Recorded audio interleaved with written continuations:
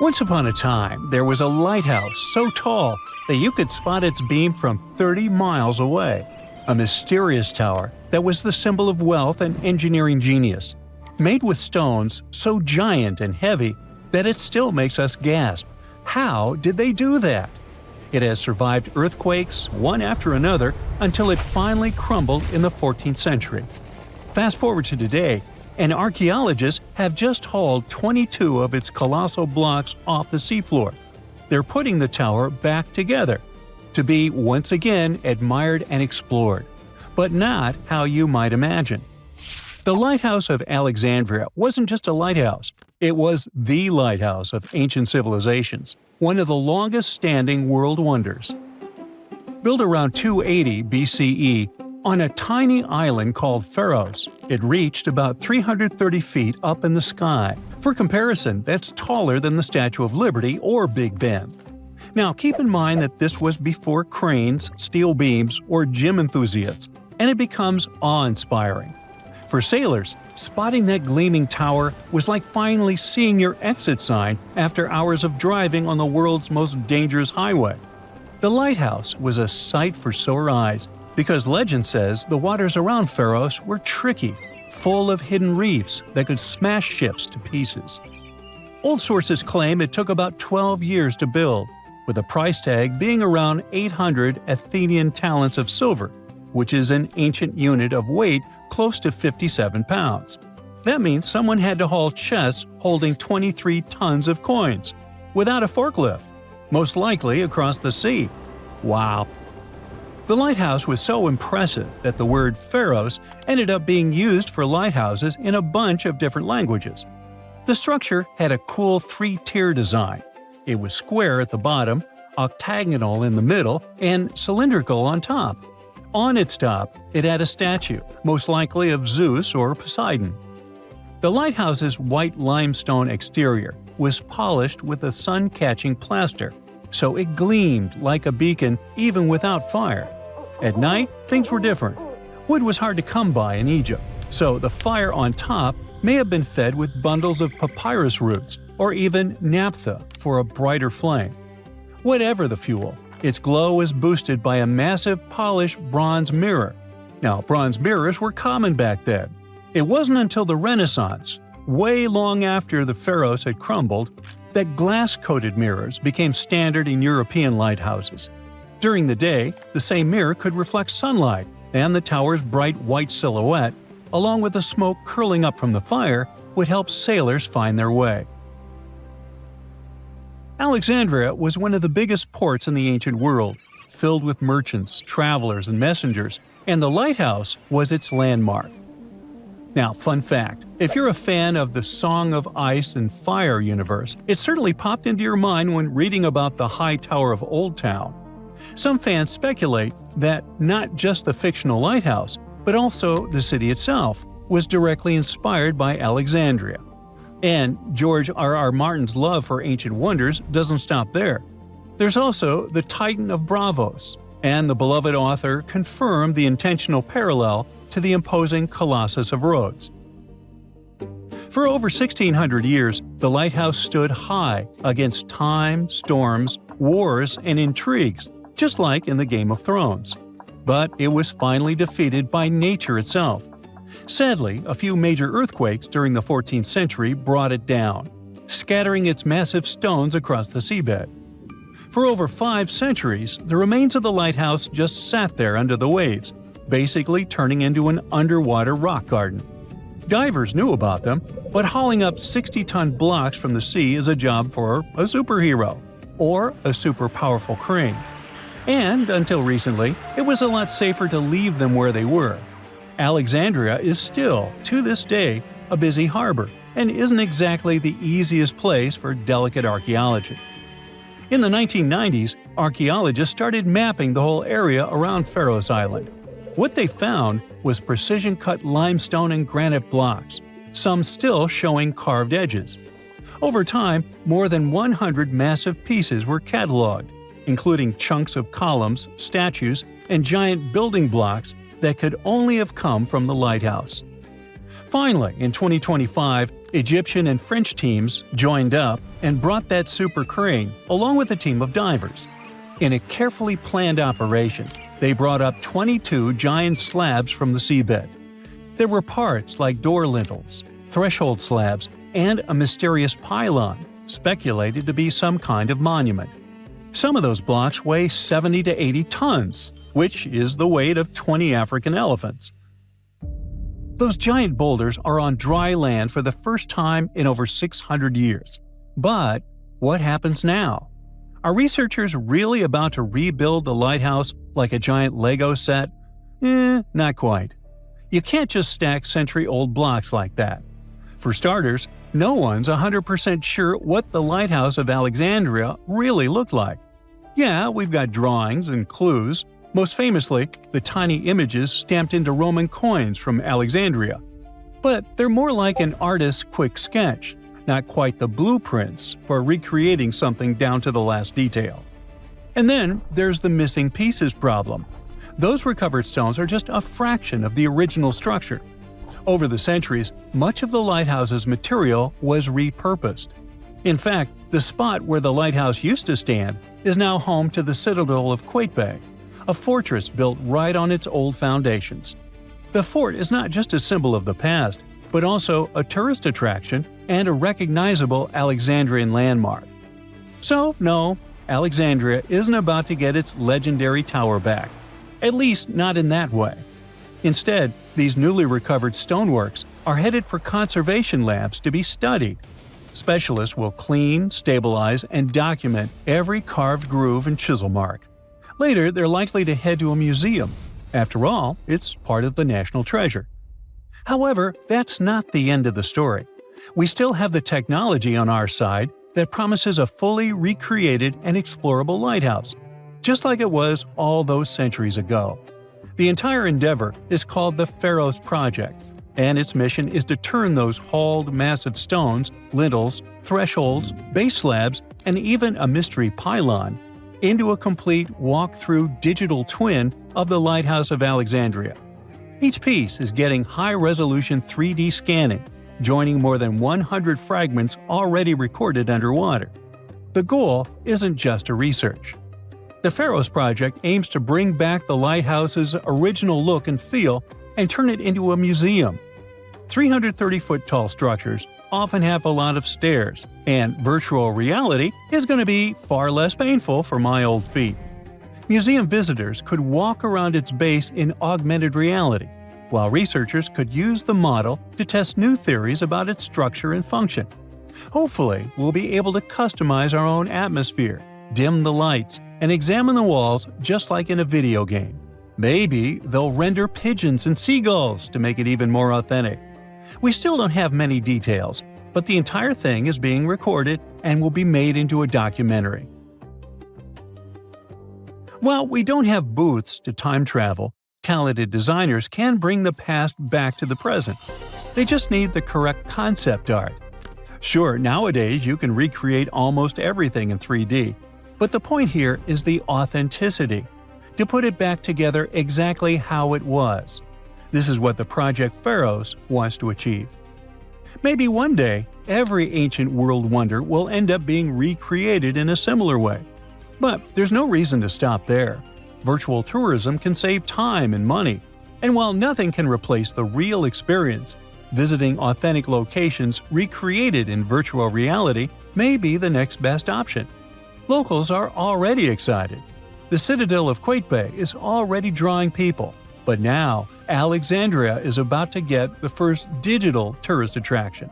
Soon anyone with a VR headset can stand on top of this historic wonder, squint while watching the sunset, and finally answer the burning question: is it possible to get exhausted while climbing virtual stairs? And can I customize the soundtrack? Ooh. Scientists discovered something Atlantis-like near Australia. There used to be an entire continent that's now underwater. Here's what happened to it. Around 70,000 years ago, during the last ice age, there was a huge landmass called Sahul. It was located in the southwestern Pacific Ocean. This ancient supercontinent connected what we now know as Australia, New Guinea, Tasmania, and the Aru Islands into one giant piece of land. Imagine lush tropical rainforests surrounded by beautiful mountains. Sahul's tallest mountains were in the New Guinea highlands, with peaks reaching over 13,000 feet. This beautiful place was home to a variety of unique animals, most of which were pouched creatures. But back then, they weren't just koalas and kangaroos. Sahul was filled with different types of grazers, burrowers, scavengers, and predators. It was home to a huge diprotodon, a powerful hunter Thiosolio, and a horrifying Megalania, a creature that's much larger than any living lizard today. It was a unique place because the rest of the world was filled with placental animals at the time, like wolves, elephants, and humans. In Sahul, the only normal mammals were bats and rodents. But not all its parts were the same. The Timor, Arafura, and Carpentaria regions were covered by hot savanna and dry forests. It looked kinda like modern Australia, hot air deserts with scrubland, steppe, and temperate forests along the eastern coast. Back then, people were migrating all across the world. They made an incredible journey from Southeast Asia to Sahul and first arrived here from 60 to 45,000 years ago. They mostly traveled by foot and crossed the sea using bamboo rafts and simple boats. They came there from an ancient landmass called Sunda, which includes parts of Southeast Asia. They traveled across a series of islands known as Wallachia and eventually spread across Sahul. And it wasn't a small journey. Sahul was huge, around 4.1 million square miles. That's bigger than the USA or Canada. It stretched from the equator to around the southern part of New Zealand. So they arrived in what is now Australia and became Australia's first people. Scientists think that Sahul had a population of 500,000. We've discovered cave paintings that date back around 40,000 years. It's a hunting scene depicting an anoa, or miniature buffalo, facing figures of humans and animals. Researchers are trying to figure out how these early settlers moved across Sahul and where we might find archaeological evidence of their journey. To do this, they created a landscape evolution model. The simulation showed how Sahul changed between 75,000 and 35,000 years ago. It showed potential migration routes and archaeological sites. Humans likely traveled along coastlines and rivers. But how did Sahul get submerged off the coast of Australia, similar to the mythical Atlantis? During the last ice age, much of the Earth's water was locked up in large ice sheets and glaciers. The sea levels were much lower than they are today. After that, the global temperatures increased. The ice sheets melted and the sea levels rose, flooding the land bridges that once connected different parts of Sahul together. About 8,000 years ago, New Guinea separated from mainland Australia, and then, about 6,000 years ago, Tasmania did the same. We still can explore the underwater parts of Sahul thanks to new technology. Divers explore and collect samples directly from the ocean floor. Underwater drones can go to places that are too deep or dangerous for humans to explore. And with sonar mapping, scientists use sound waves to create maps of the ocean floor. It's like using an echo to see what's underwater. The sound waves bounce off the seabed and come back, helping us create a picture of what it looks like. Deep underwater, archaeologists have found stone tools and other artifacts. They also discovered fossils of animals like Diprotodon and Thylasolio. By studying the underwater terrain of Sahul, they learned about the ancient rivers, lakes, and coastlines that existed during the Ice Age. But Sahul isn't the only underwater continent. Sahul isn't the only hidden gem of Southeast Asia. Take Sundaland, a place made up of Sumatra, Java, Borneo, and some other islands. This place was crazy huge during the Ice Age, but now almost fully underwater. Almost, but not entirely. The parts above the ocean are teeming with life. If you like birds, check this place out. It has almost a fifth of the world's bird species. You can spot colorful birds like the Java hawk eagle and the Bali starling among the lush forests. It's also a home to a fourth of Earth's fish species. Sundaland's waters are a haven for marine life, even the most exotic animals like the Asian arowanas. It's also a treasure trove of flowers. That's where you can find Rafflesia and Titan aurum, the world's largest flowers. This makes it very similar to Zealandia. Zealandia is a long, narrow piece of land about half the size of Australia. It broke from Antarctica about 100 million years ago. Just like Sundaland, it isn't fully underwater. 7% of it stayed above sea level. This sticking out little piece is what we now call New Zealand, along with Stewart Island and some smaller islands. These pieces of Zealandia are lush and warm. They're packed with volcanoes, mountain ranges, beautiful natural geysers, and hot springs. Local people, Maori, use these hot springs for cooking. People place corn, eggs, and vegetables in baskets and lower them directly in the hot springs. Sometimes they cook food in a pit oven using heated rocks. Another hidden world is known as Argoland. This mysterious landmass was once part of Australia, back when dinosaurs chilled around. It drove scientists crazy for decades. They knew it existed because it left a huge stretch on the ancient seafloor, the Argo Abyssal Plain. About 155 million years ago, it broke off from Australia, saying bye-bye. The continent drifted somewhere north, and when it reached Southeast Asia, it just vanished. Scientists had no idea where it went, but recently they finally found its remains.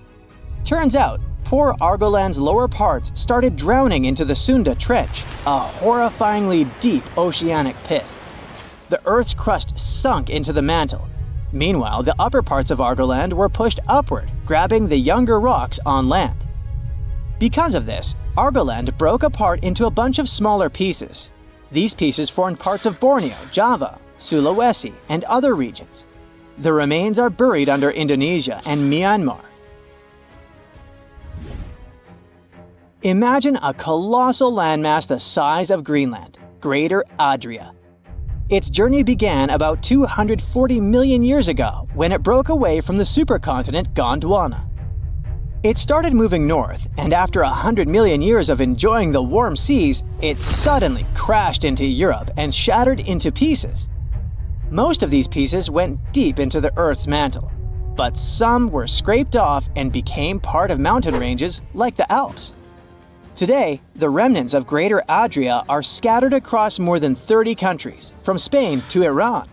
That's why they're hard to look for. Seychelles was also once part of Gondwana. Yep, these idyllic islands are sitting atop of the ancient continent. We know a lot about it because of its fascinating granite outcrops. 100 years ago, Alfred Wegener discovered continental drift, but no one believed him. These granite outcrops helped him prove that he's not crazy and that tectonic plates really are moving. The Seychelles broke off from India and Madagascar and eventually became a sad loner in the Indian Ocean. This probably happened because of some insanely active volcanoes in the Deccan Traps. But now the islands are home to unique species both on land and in the coral reefs nearby. Mauritius broke off from India after the dinosaur wiping. Along its journey, it stretched into a long ribbon-like shape and also broke into pieces.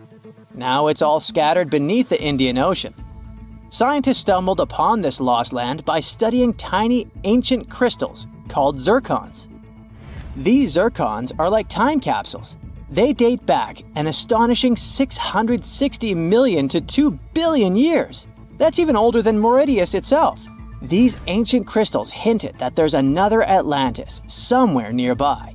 Turns out there are hidden continents all around the world, and maybe we'll discover more of them in the future.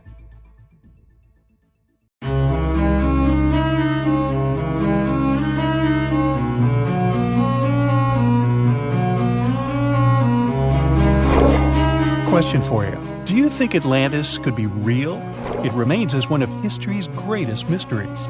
The legend began with Plato, all the way back in ancient Greece.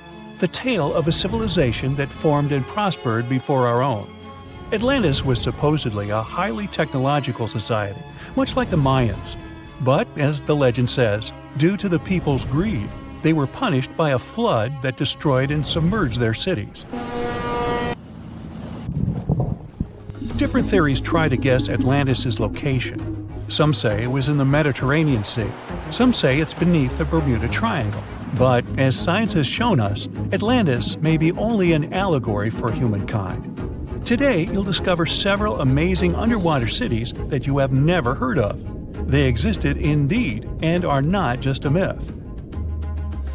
We're taking you on an excursion to the underwater city of Baia, which is on the coast of Italy. Known as the Las Vegas of the Roman Empire, Baia was a resort city. The Roman elite traveled there for recreation.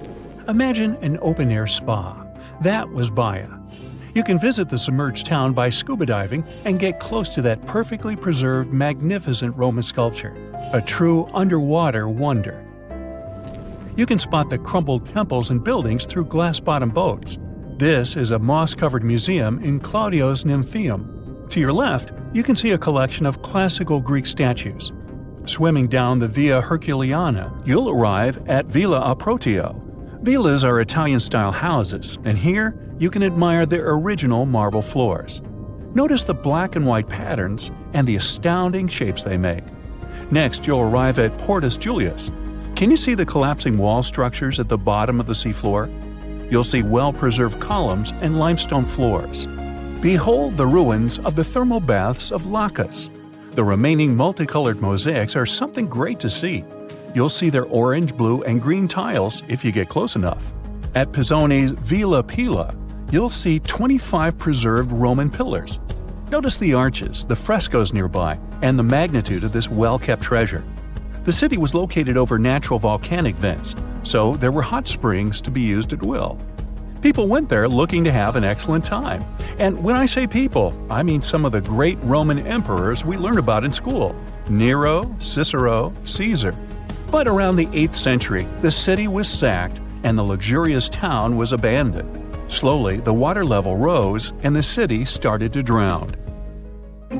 You are on a summer vacation off the coast of Greece, 4 hours outside of Athens, in the Peloponnese Peninsula on Pavlopetri. You dust off your snorkel and head for a free dive on a bright sunny day. Sometime into the dive, you start noticing patterns on the seabed.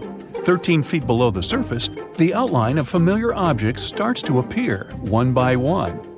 As you continue swimming, what looks like the outline of an entire city emerges before your eyes.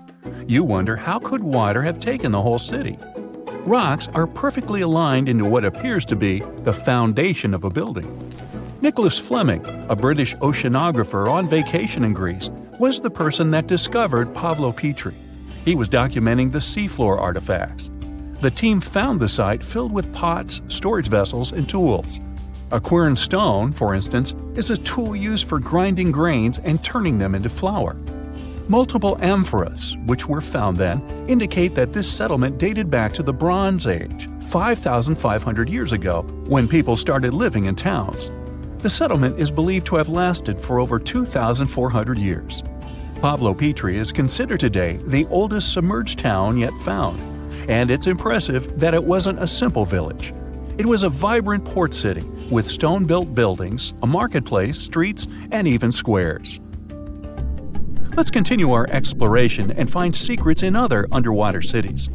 You are diving off the coast of the Ryukyu Islands. Pacific waters are far from smooth. There's a strong current pulling you into the deep sea. Suddenly, you see a huge structure thanks to the sunlight shining down on the seabed. At first, it looks like Machu Picchu's ruins across the globe in Peru. As you approach it, you slowly figure out its form.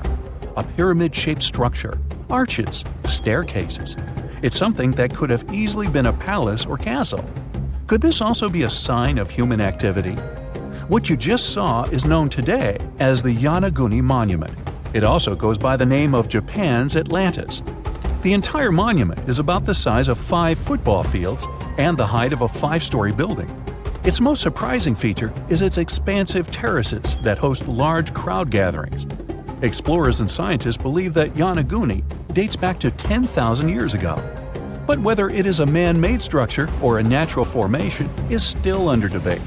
For Japan's top marine geologist, Professor Masaki Kimura, Yonaguni is the heritage of a lost civilization.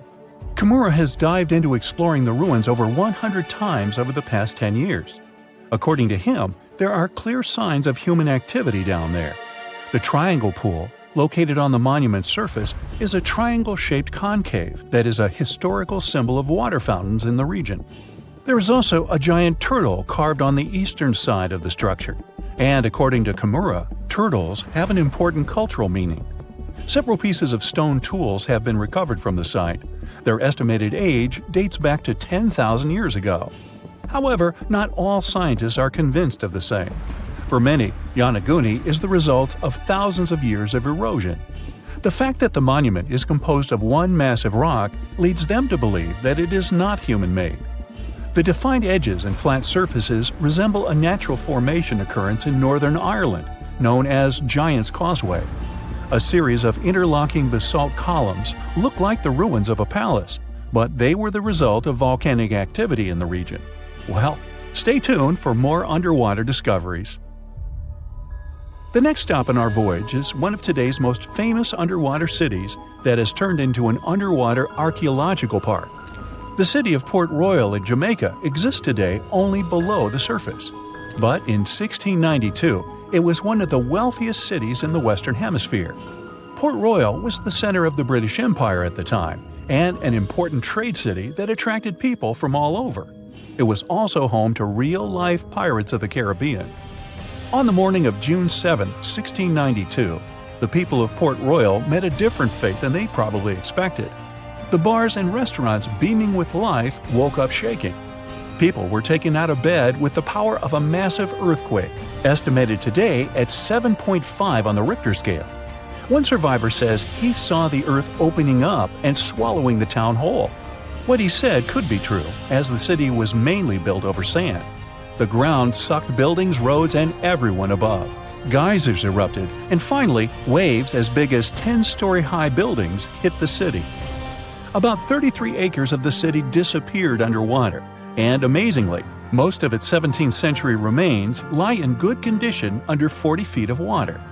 In the ruins, archaeologists have found taverns, storage rooms, kitchens, and recreational buildings used for diverse purposes. You can see a grand lion statue, a submerged bridge, and many picturesque arches. Now, do you fancy a trip to India? Just outside its coast lies another sunken marvel. A site known as the Lost City of Cambay is located on the Gulf of a similar name. It remained hidden until 2001, when the National Institute of Ocean Technology did a routine water assessment.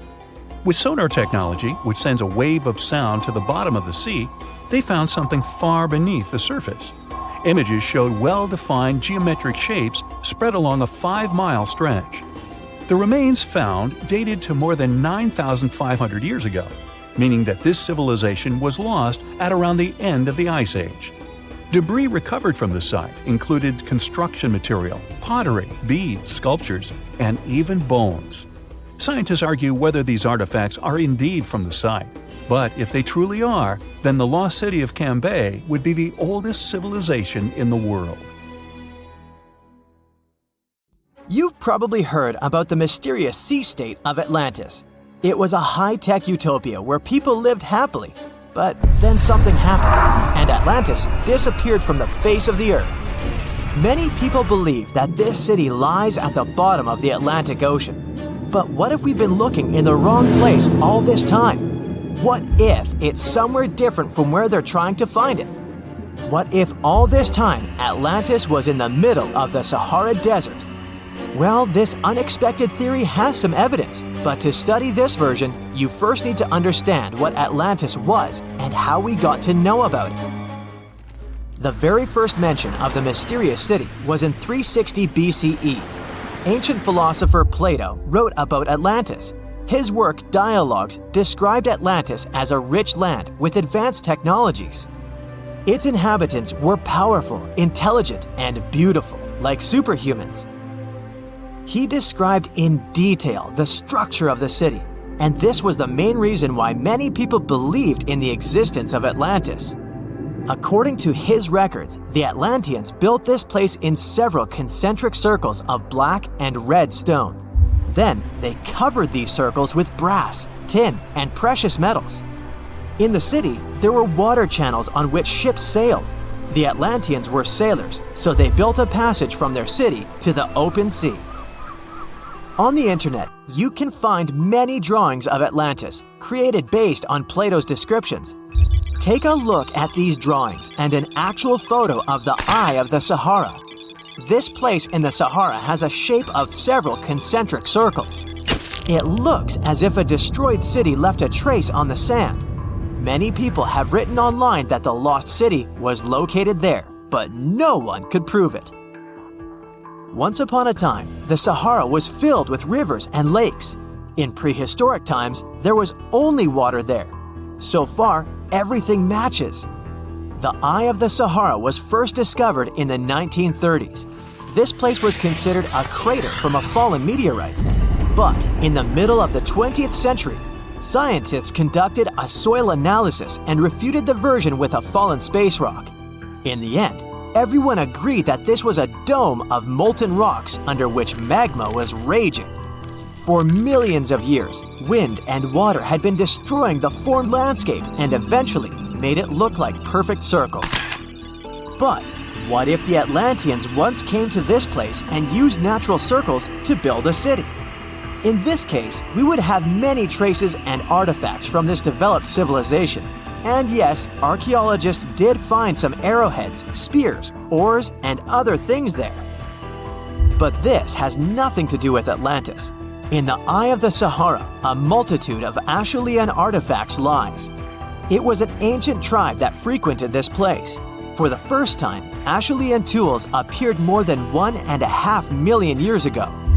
Some of the items found there may be 130,000 years old, and according to the records, Atlantis existed about 12,000 years ago. Archaeologists found no artificial structures in this place. There was also no debris or traces of a large city. People would have found some stuff if a big city with advanced technologies had existed here.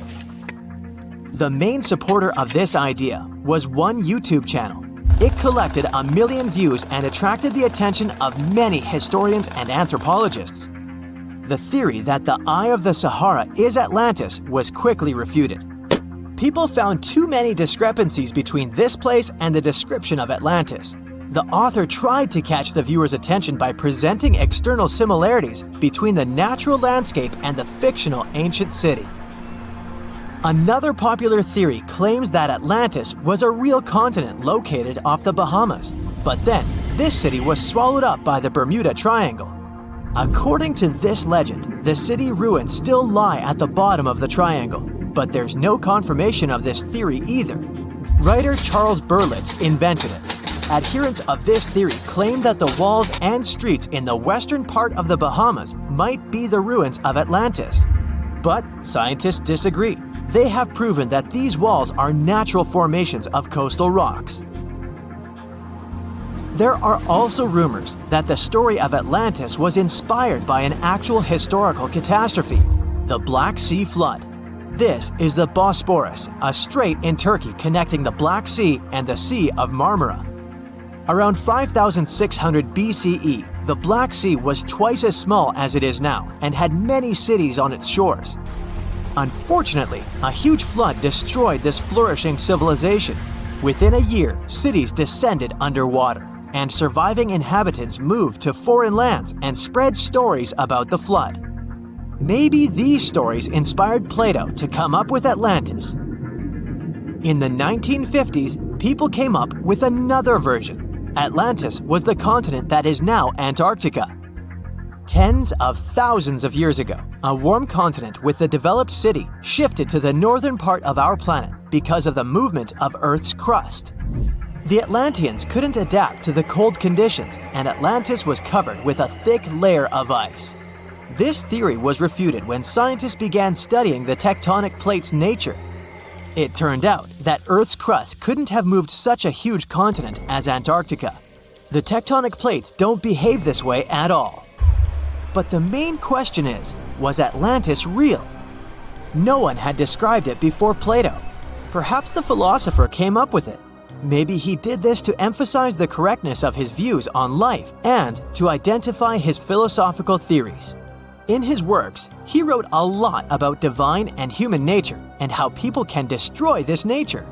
He spoke of decaying ideal societies because of immoral behavior and vices. The Atlanteans were once moral, spiritual people who created a utopia, but then they became greedy and mean. They destroyed their inner nature, and for this, they had to witness the destruction of their city. One night, fires and earthquakes hit Atlantis and plunged the city into the sea. The higher powers punished people for their immoral behavior, and Plato also wanted everyone to be afraid of moral decay. But judging by the descriptions of the earthquakes and fire, it may seem that Atlantis was destroyed by a volcanic eruption, as it was with the ancient Roman city of Pompeii. And such destructions have happened pretty often throughout history. Natural disasters ruined many developed cities. One of the most famous cases occurred in 1100 BCE in the Mediterranean Sea, when a volcanic eruption destroyed the highly developed Minoan society. The Minoan society existed for about 2,000 years. These people mostly lived on the islands of Crete and Santorini, located north of Crete. The Minoans had beautiful houses, a sewage system, and a developed economy. They were engaged in agriculture, grew fruits and vegetables, painted frescoes, and made jewelry.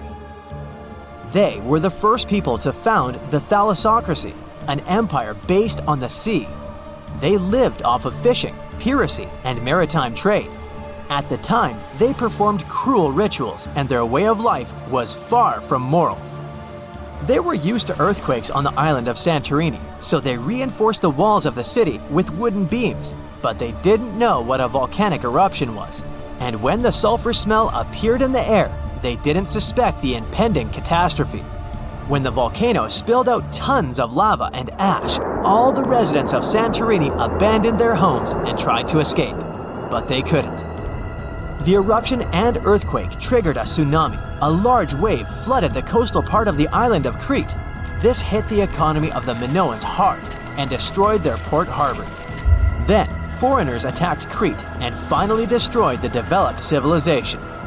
Some historians think that Plato could have referred to the Minoan Empire when describing Atlantis. Using their example, he showed how immoral actions could destroy people. This is Thwaites Glacier, located in West Antarctica. It's also known as the Doomsday Glacier, because if it collapses, it's game over for coastal cities. While summers are getting hotter, the glacier is being eaten from below by warm currents. It looks bad, but scientists have a plan. They consider building a gigantic sea curtain, an underwater 50-mile-long wall chained to the bottom of the dark ocean floor of Antarctica. Is this even possible? And will it work? Let's find out. The Doomsday Glacier is roughly the size of Florida. It's a massive river of ice draining a huge chunk of West Antarctica into the ocean. It currently loses more than 50 billion tons of ice every year. That equals 20 million Olympic swimming pools of water being pumped into the global sea. This single glacier causes about 4% of global sea level rise each year. This number might sound very, very small, but that melt rate is accelerating. If Thwaites crumbles completely, it holds enough water to push the global ocean up by a full 2 feet. It would permanently erase beaches and turn daily high tides into neighborhood floods. That's 2 feet added permanently to every high tide, every storm surge, every coastal flood, everywhere. But the real danger isn't the 2 feet. Thwaites helps hold back enormous volumes of inland ice. If it goes away, much more of West Antarctica can follow, leading to the sea levels rising far more than just 2 feet. To prevent this, engineers modeled the most ambitious underwater megastructure in human history. Satellites can see the surface, but the real problem is below the glacier. Near Thwaites, there's warm water. Even water that's only a few degrees above freezing can melt ice if it keeps flowing. It's like holding an ice cube under a running faucet. The water doesn't need to be hot, it just needs to keep coming. Over time, water thins out the glacier from beneath and weakens the brace holding it back.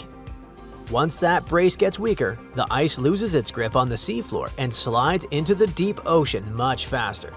That's where the sea curtain idea comes in. The goal is to keep that warm, deep water from reaching the underside of the ice shelf in the first place. Something like a long, flexible underwater barrier that rises up from the seafloor and blocks the warmest water from sneaking underneath. It doesn't fix the glacier forever, it just buys time by cutting off some of the ocean heat. So, how do you build something like that? Don't imagine a massive concrete dam. It looks more like a long underwater shower curtain, stretching 50 miles and 500 feet tall. Along that line, anchors are planted into the seafloor like underwater tent stakes, and overlapping flexible panels are attached, so they can bend instead of snap. Warm water is saltier, which makes it heavier, so it sinks and slides along the bottom, creeping under the ice shelf from below. The curtain rises high enough to block that deep layer. When the warm water reaches it, it has to move upward and mix with colder water, which cools it down before it can melt the ice as effectively. Human construction crews cannot dive 3,000 feet. Pressure is unbearable, and even sunlight doesn't care about going that deep. Building the curtain requires a fleet of autonomous underwater drones. These robots will use sonar to map the terrain before drilling massive steel anchors directly into the bedrock. Once the curtain is up, they'll patrol the line looking for rips. Living at the bottom of the world would need some serious setups. Those robots can't just swim up to the surface to change batteries. The freezing ocean above would lock them into place. To make this work, engineers might have to set up a whole underwater base camp. Drones would probably have to dock at huge charging stations on the ocean floor just to recharge for their next mission. The ocean itself will work against this project. The strong currents and drifting icebergs would always stress the curtain. In those conditions, the concrete wall would break. That's why they're looking at using flexible fibers. It bends and wobbles with the flow. If a random current makes a little tear, the current just flaps until a robot shows up to fix it. Engineers also have to worry about rogue icebergs. When massive chunks of the glacier break off, they rarely float away cleanly on the surface. Getting the gear to this part of the world is already an epic quest. Antarctica doesn't have a Home Depot yet. So bolts, fiber, and spare drones have to arrive on cargo ships from thousands of miles away. The team only gets a brief summer window to work before the ocean surface freezes completely solid. But even if engineers could achieve all of this, there's one other roadblock to consider before putting up a roadblock in the water. The Southern Ocean carries nutrients for tiny floating plants called phytoplankton. When plankton blooms, it feeds krill. Krill feeds fish and squid, and they are food for lovely penguins, seals, seabirds, and even whales. What if the current accidentally sends that heat straight into a different glacier, or blocks food from reaching local whales? You cannot exactly test a project this massive in a local swimming pool. Building this underwater marvel is only step one. It requires a permanent mechanical workforce living down there for decades to swap out cables. Experts estimate that the project could cost around $80 billion. That is literally space program money. The hardest part of the entire project might actually be getting coastal countries to split the massive bill. The most likely funding model would be a coalition of coastal countries because they don't want their cities turned into aquariums. But even a perfect 50-mile underwater curtain cannot completely stop the ocean from rising. It only hits the brakes on one specific problem. The ocean actually rises in a few different ways all at once. Surprisingly, not all of them involve melting ice. When water gets warmer, it actually expands. The molecules in the water get super active and spread out more. That means the same amount of water now takes up more space. And because the ocean has nowhere else to go, that extra volume pushes the surface higher. The planet is doing exactly this, but on a much bigger scale. Then, we have Greenland. It's way bigger than glaciers like the Doomsday Thwaites. It's a sheet of ice the size of an entire country.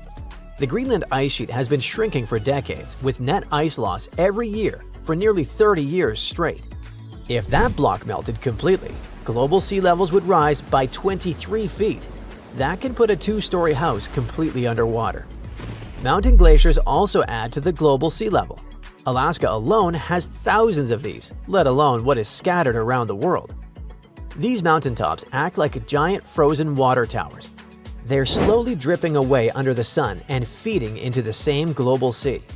Combine all that extra water with a storm surge and the results get very real. A storm surge acts like a giant shovel, pushing the ocean inland for a few hours.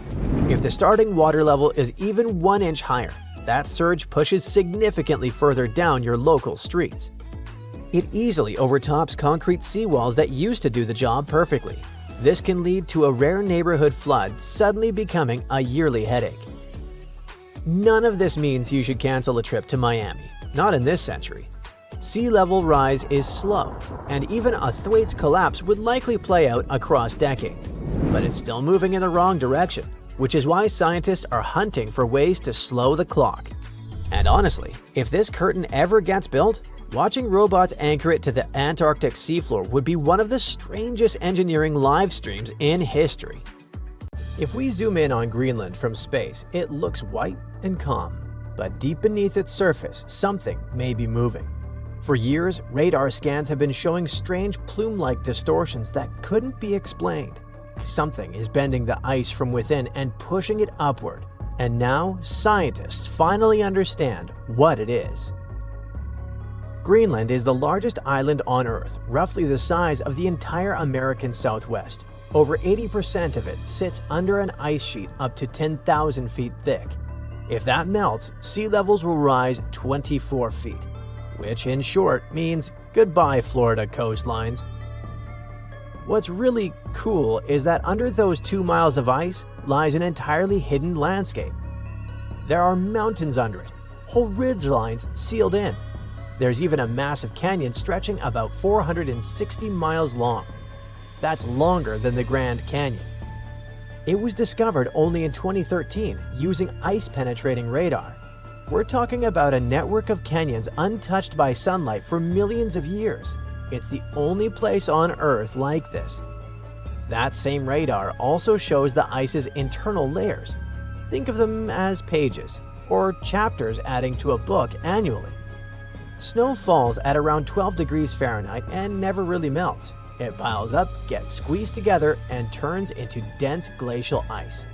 While it's stacking up, it also slowly, very slowly, drifts toward the ocean, thanks to gravity. In the deep interior, that motion is barely noticeable, maybe just a few inches per year.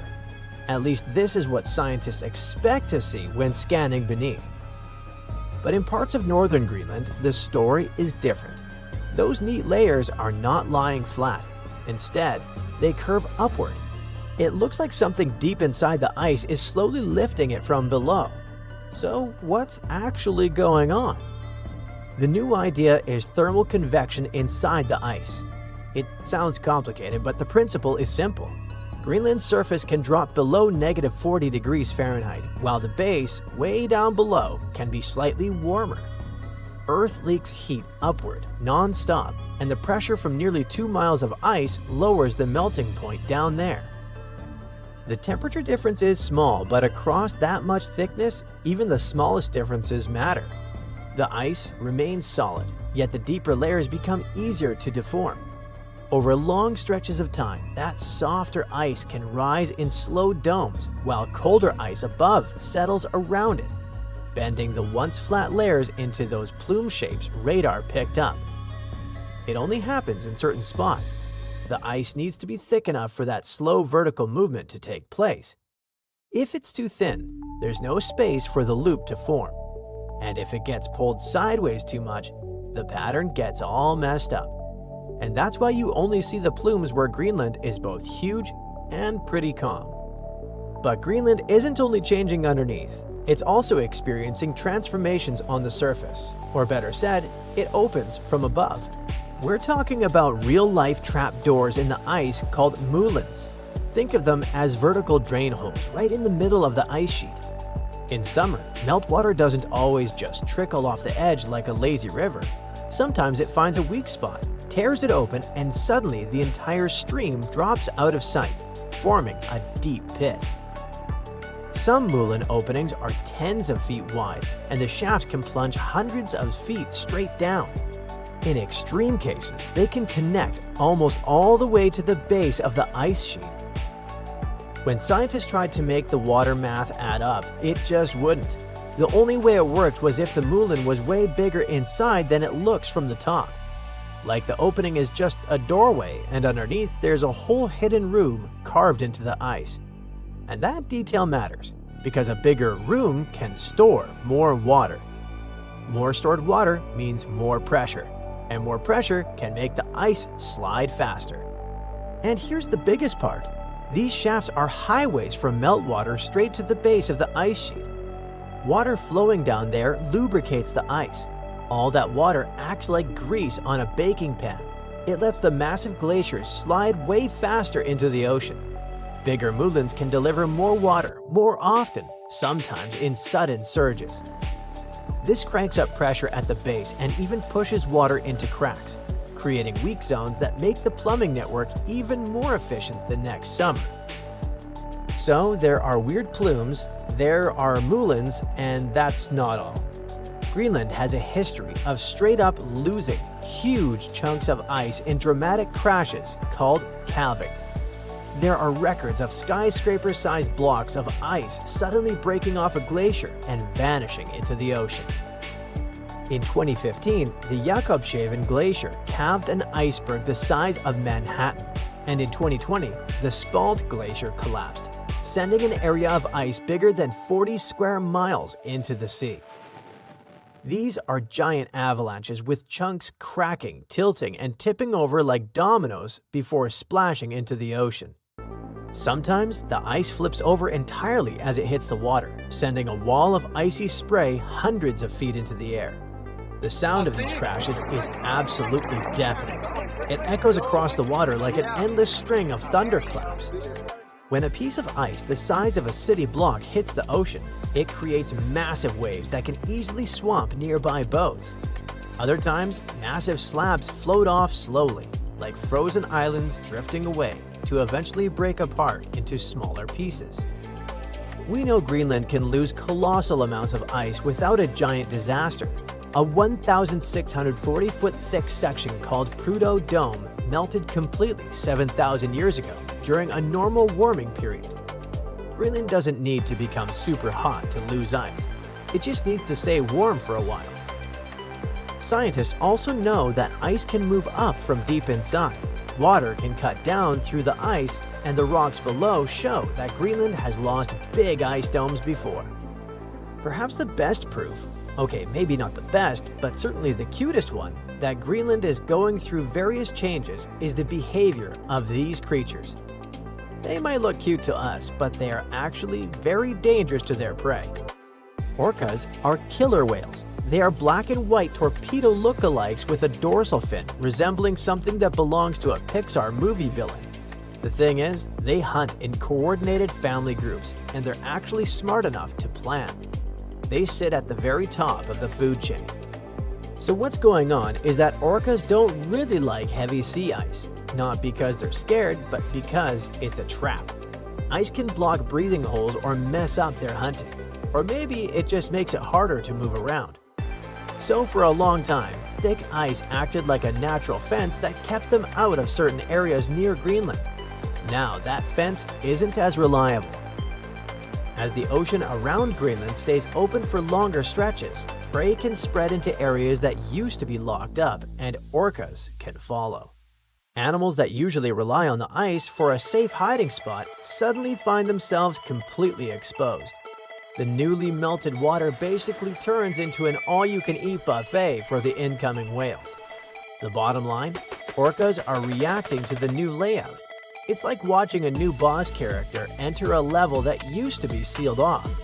The moment you see them cruising around like they own the place, you know something about the environment has already shifted. In the past few decades, Greenland has been losing ice faster than it used to, and all of that ends up in the ocean. So this isn't just a cool mystery about weird radar shapes. Sea level forecasts rely on predicting how ice behaves. If miles-deep ice acts like bubbling putty, hides massive subterranean water rooms, and shifts local wildlife, the old predictions fly out the window. Greenland is a living system holding enough water to sink Florida, making every new discovery a very big deal. A drought that lasted for centuries may have changed the fate of the island of Rapanoui more than any dramatic story you've ever heard about the Moai. That slow, grinding lack of water may have quietly reshaped where people lived, how they organized their society, and why those giant stone faces stand exactly where they do. The standard Rapanoui story goes like this. People arrived on a remote island in the Pacific. They cut down trees to move massive statues and had confrontations with each other. They ran out of resources, and their society collapsed. Researchers kept digging, testing soil, studying rocks, and analyzing climate records. The more evidence they gathered, the less the collapse story made sense. The island didn't just fall apart on its own. Something else kept pushing it, year after year, generation after generation. Now scientists think that something else was a mega drought that lasted centuries. When rainfall drops below normal for so long, the land changes, plants struggle, and farming becomes risky. Fresh water becomes the most important resource on the island. On Rapanoui, fresh water has always been limited. The island covers only about 63 square miles, and it has no major rivers or long flowing streams. It has a few volcanic crater lakes, but they cannot support everyone during extreme dry periods, when rain disappears for decades at a time. Every drop matters. Most of the island's usable water lies underground. Volcanic rock forms the island's base, and rainwater seeps down through openings and collects below. In certain coastal areas, the groundwater slowly leaks back out near the ocean.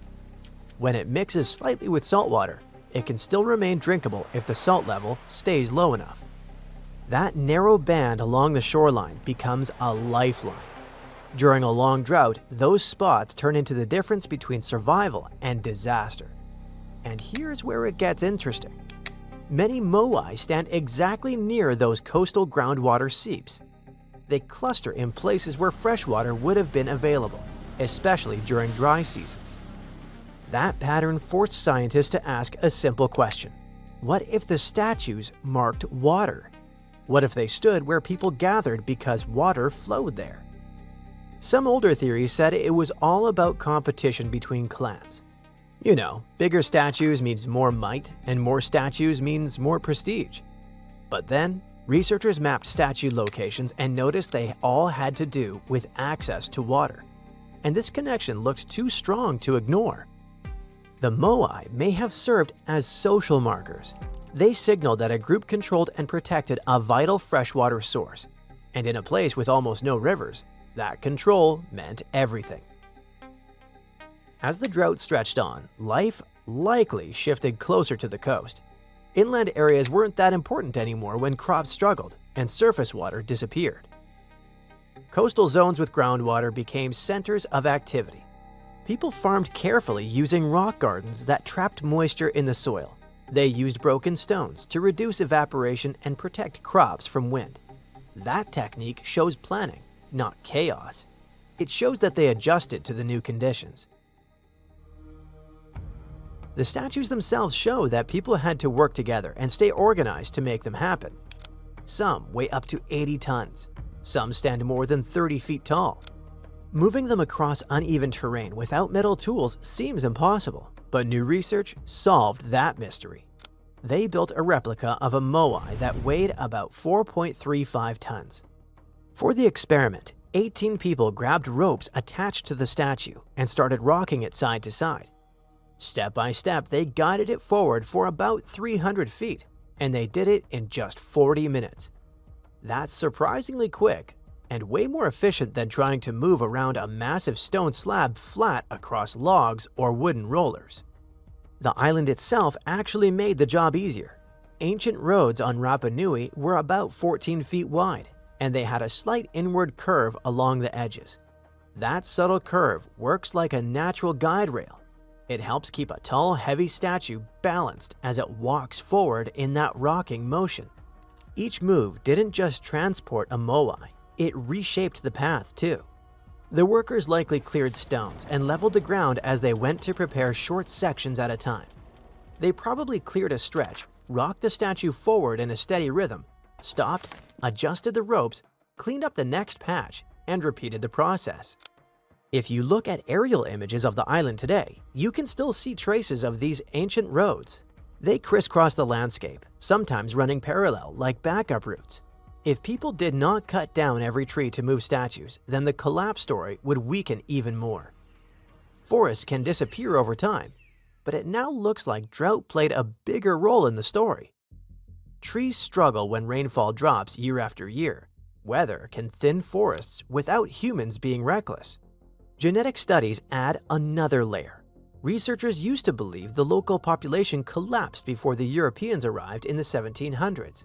But then they analyzed the genomes of 15 historical Rapanoui individuals and found no sign of a massive population crash in the 1600s. In genetics, a real collapse leaves a clear fingerprint called a bottleneck, which means the population shrinks so much that genetic diversity drops sharply. The team didn't see that at all. Instead, they saw that the population stayed relatively small and stable and likely never exceeded 3,000 people. That number lines up much more closely with what early European visitors recorded, and it's nowhere near older estimates that claimed 15,000 people once lived there. But there was clearly a sharp decline in the 1860s after European contact, not before. And here's another twist. The DNA also shows Native American ancestry in both past and present Rapanui individuals. The mixing likely happened centuries before Europeans reached the island in 1722. That means Polynesians and indigenous people from South America somehow met across thousands of miles of open ocean. Maybe Rapanui sailors traveled east, or Native Americans sailed west. Either way, the contact happened long before colonial ships appeared on the horizon. Archaeology adds another layer to this. Researchers found obsidian blades at the earliest known settlement on Rapanui. When they examined the tools under microscopes, they found tiny starch grains stuck to the edges. That's ancient food residue. Out of 46 grains, they could clearly identify 21, and those grains came from 8 different plants. Some of them made sense. Taro and yam are classic Polynesian crops. Breadfruit and Tahitian apple are also Polynesian, likely carried across the ocean in canoes by the first settlers. Ginger showed up too, probably used as medicine or spice, but the blades also carried traces of sweet potato, cassava, and achira, crops native to South America, and they found them in the earliest levels of the site. That means the first settlers didn't just survive on what they brought from Polynesia. They were already connected to South America about 1,000 years ago. Sweet potato especially stands out because it had to cross the Pacific somehow long before Europeans arrived in 1722. So when people talk about Rapanui as isolated and cut off, that picture doesn't really hold up. They were skilled ocean navigators. Researchers now want to go further. They plan to use isotopic analysis to figure out ancient rainfall patterns. Isotopes are tiny variations in chemical elements. By studying them in soil and rock, scientists can estimate how wet or dry the climate was centuries ago. They also want to map underground aquifers, those natural reservoirs of groundwater stored in rock layers. That mapping could confirm exactly how closely statue placement matches freshwater sources. And this way, with every new study, that dramatic "they ruined themselves" story falls apart a little more.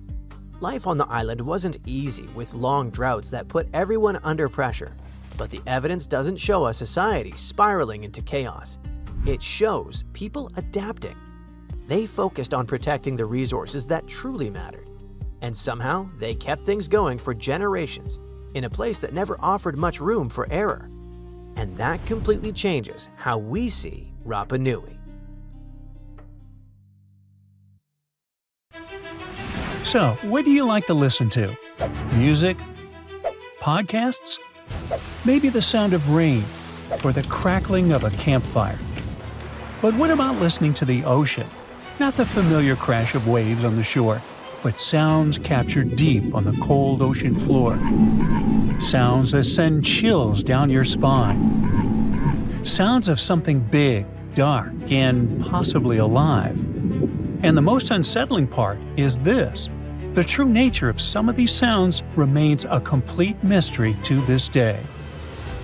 In 1997, something strange echoed through the Pacific Ocean. Deep beneath the surface, far off the coast of South America, a sound appeared so powerful that it instantly unsettled scientists. It was ultra-low in frequency, massively loud, and unlike anything recorded before.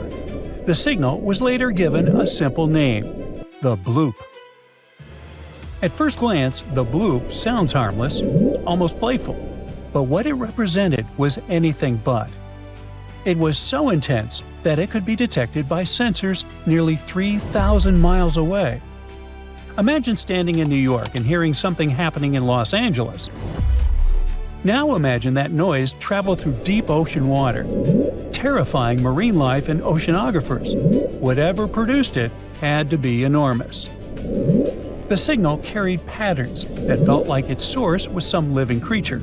Whales were the first suspects, but even the blue whale, the largest animal in the world, simply couldn't generate a sound that loud.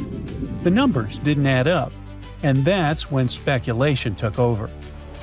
If something could produce the bloop, it would have to be larger than anything swimming in today's oceans. People began imagining creatures of impossible size, ancient sea monsters, the kraken. Some even whispered about the megalodon, a prehistoric giant shark thought to have gone extinct millions of years ago, and featured in dozens of videos right here on the bright side. The mystery only grew deeper when scientists mapped the approximate location of the sound's origin. It came from a region close to Point Nemo, the most remote place on Earth. This spot in the Pacific Ocean lies more than 1,000 miles away from the nearest land in every direction. It's so isolated that it's often called the oceanic pole of inaccessibility. Point Nemo is a place few humans will ever see. Because of its remoteness, it has become a kind of graveyard for defunct satellites and space debris. When spacecraft are decommissioned, they are often guided to fall into these waters. It's quiet, empty, almost untouched, and yet something powerful had screamed from nearby. For fans of cosmic horror, this detail felt oddly familiar. In the fictional universe of writer H.P. Lovecraft, the ancient sunken city of R'lyeh lies beneath the ocean near this very region. According to the stories, R'lyeh is where the monstrous entity Cthulhu sleeps. It's a powerful, scary, intelligent creature lying dormant for thousands of years, ready to awaken and bring about the end of the world. Of course, Cthulhu is pure fiction. Lovecraft never claimed otherwise. But once the internet made the connection, the idea took on a life of its own. But science eventually caught up. The bloop recording is still easy to find online. You can listen to it yourself. But it sounds so innocuous that you'll probably be disappointed. And today, we know with certainty that it didn't come from a living creature. Researchers later confirmed that the sound was produced by ice, specifically by an ice quake. Now, ice quakes occur when enormous icebergs fracture, crack, and break away from glaciers. When this happens, they release tremendous amounts of energy, generating ultra-low frequency sounds that can travel across entire ocean basins. These sounds are similar to biological calls, especially when recorded from far away and distorted by water. In fact, scientists compared the bloop to other known icequake recordings and found striking similarities. The source wasn't a monster. It was Antarctica itself during shifting, breaking, and reshaping. For many people, this idea brought mixed emotions. On forums like Reddit, some openly admitted they preferred the idea of a giant unknown life form. Yup. Another strange sound was captured in the early 1980s, deep in the South Pacific, during a scientific expedition near New Zealand. Researchers were exploring the South Fiji Basin, where the ocean floor lies more than 2.5 miles beneath the surface. There were short, sharp, repeating noises echoing through the water. 4 distinct bursts, each one sounding uncannily like a duck's quack. So researchers called it the bioduck. The sound was rhythmic and consistent. Eventually, the team concluded that the source had to be biological, but identifying exactly what made the sound proved impossible. After sharing the data with colleagues in Australia, did they realize something even stranger? Similar sounds had been recorded in other parts of New Zealand and Australian waters. Decades later, the mystery remains unsolved. Some scientists believe the quacks may not be random at all. They could be a form of communication. Perhaps the sounds may come from Antarctic minke whales, though no direct proof exists. Scientists also noticed that there were several sources of sounds, and when one source spoke, the others fell silent, as if they were listening. It may have been a conversation echoing through the deep, in a language we still don't understand. Imagine a terrifying alarm blaring inside a secret laboratory, announcing that a monster from another planet has broken free. It's an ugly sound, loud, piercing, and oppressive, the kind that makes your skin crawl. In August of 1991, scientists recorded something eerily similar. Not in a lab, but deep beneath the Pacific Ocean. Across vast areas of the ocean, a strange, repeating signal began to appear at different times. It consisted of narrow, rising tones that lasted several seconds each. Researchers named this sound upsweep. It's detected most often during the spring and fall, leading scientists to believe it may be connected to seasonal environmental changes or changes in the source itself. But what exactly was producing it? No one knows for sure. The only thing scientists can say with confidence is that upsweep appeared near areas of suspected volcanic activity. But if this sound is natural, why does it seem so precise? So consistent?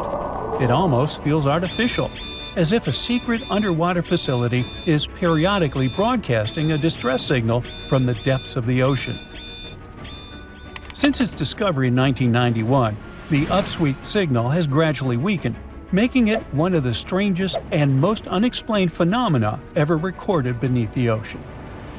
Now, there's another mysterious sound known simply as slow down. True to its name, this signal steadily decreases in frequency over 7 minutes before fading into complete silence.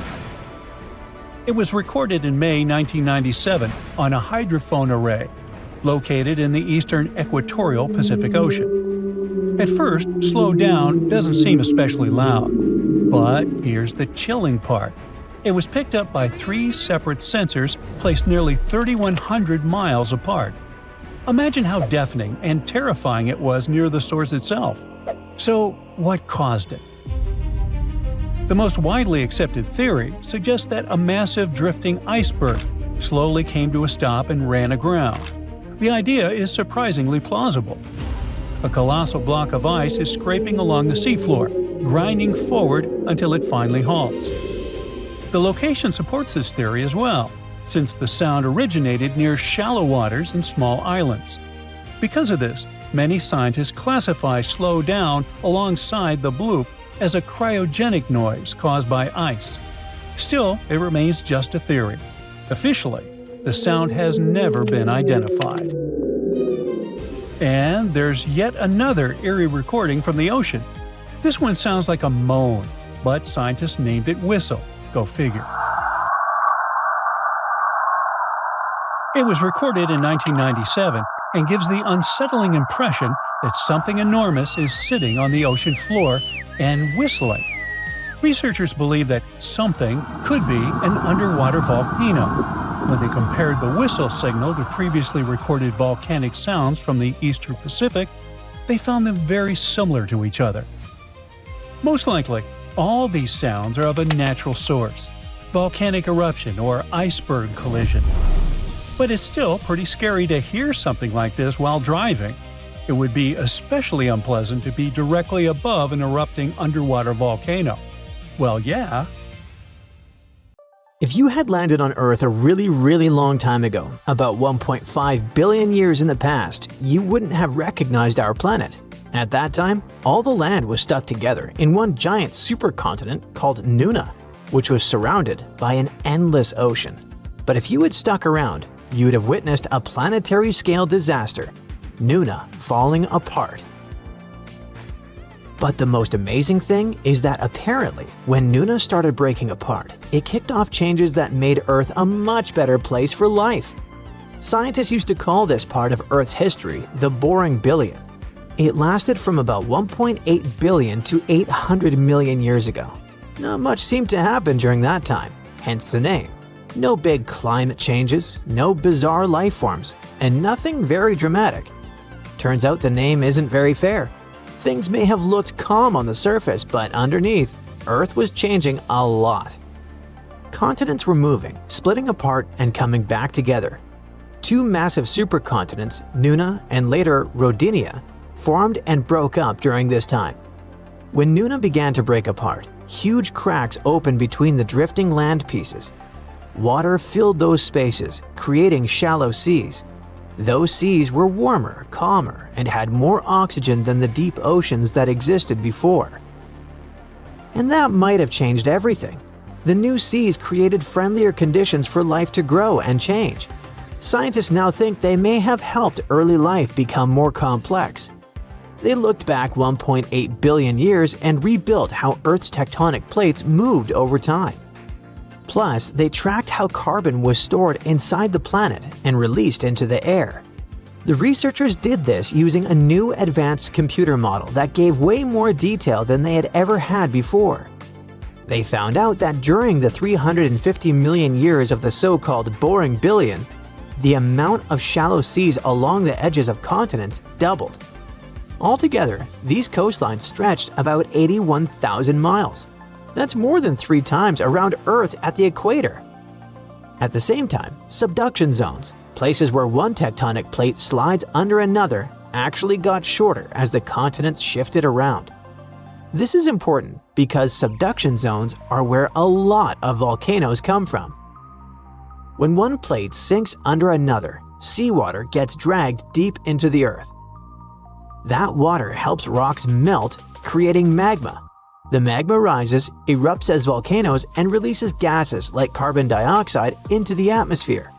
So when there were fewer subduction zones, there were fewer volcanoes, and less carbon dioxide was pumped into the air. It went like this. The supercontinent Nuna broke apart, and it created lots of brand new ocean floors in young seas that didn't exist before. These new ocean floors pulled carbon dioxide out of the air. Seawater flowed into cracks in the ocean floor. When that happened, carbon got trapped in rocks, forming limestone. Over time, this process locked carbon away inside Earth instead of letting it stay in the atmosphere. With less carbon dioxide, Earth slowly cooled down. That cooler climate helped the new shallow seas become stable and rich in oxygen. Such calm, oxygen-filled environments are perfect for life to become more complex. Those huge shallow seas near the continents acted like safe nurseries for early life. They may have helped eukaryotes evolve faster. Eukaryotes are living things with complex cells. Cells that have parts inside them, like a nucleus that holds DNA. Every animal, plant, and fungus on Earth comes from these kinds of cells. So when eukaryotes appeared, it was a huge moment in the history of life. Scientists already knew that eukaryotes showed up during the boring billion because of fossils that are about 1 billion years old, but they didn't really know why this happened at that time. Now, scientists want to find better preserved early eukaryote fossils to learn exactly how complex life first evolved. Life on Earth started over 3 billion years ago. It began with tiny, simple microbes and slowly turned into a huge variety of living things. We still don't have a clear answer about how living things came out of that early primordial soup, but even though there's no final answer yet, scientists have come up with several theories to try to explain how life on Earth may have started. Some scientists think lightning helped start life on Earth. The idea is pretty simple. Lightning is a powerful spark, and sparks can cause chemical reactions.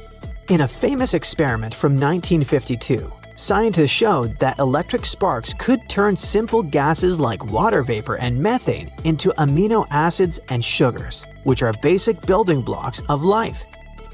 This suggested that lightning and early Earth storms might have helped create the first life ingredients. But later research showed Earth's early air wasn't exactly like the experiment. Still, some scientists think volcanic clouds could have had the right gases and lots of lightning, making this process possible. Other experts think life may have started on clay. One researcher suggested that tiny clay crystals could grow and stick together in patterns. As they did, they could trap simple molecules and line them up in organized ways. Think of clay as a kind of early organizer. Today, DNA tells molecules how to line up and work together. But what if clay had been doing a similar job before DNA even existed? It could be helping molecules arrange themselves until they eventually learned to organize on their own. This idea was interesting and got a lot of attention, but most scientists don't fully accept it yet. Another popular theory is that life started at deep-sea vents on the ocean floor. These vents are cracks in Earth's crust where super hot water shoots out from deep inside the planet. As the water rises, it picks up important chemicals like carbon and hydrogen, which are key ingredients for life. The vents are full of tiny rock spaces where these chemicals could collect, mix, and react. The rocks may have helped speed up these reactions. Even today, deep-sea vents house rich ecosystems, even though it's dark there and the whole environment is kinda extreme. Scientists are still studying this idea. In 2019, researchers even created early life-like structures in lab conditions similar to these vents. Such an experiment showed that this theory could really work. Another idea is that life may have started under ice. Scientists believe Earth's oceans might have been covered in ice around 3 billion years ago. Sounds pretty severe, right? But the cold may have actually helped life get started. Many of the chemical building blocks of life, like simple amino acids, are more stable at low temperatures. In warmer water, these molecules break down quickly and are spread far apart. But when water freezes, it pushes those molecules together, increasing their concentration. This crowding makes chemical reactions more likely. So, let's say the molecules were packed closer together and were breaking down more slowly. In this case, they had more chances to link up and form more complex structures. Ice may have also acted like a protective blanket. It could shield the water from harmful ultraviolet radiation from the sun and from damage caused by meteor impacts. Another idea is that life didn't start on Earth at all. This theory is called panspermia, and it suggests that life came from space. Scientists know that big asteroid impacts can blast rocks off of planets. For example, rocks from Mars have been knocked into space before, and some of them ended up on Earth.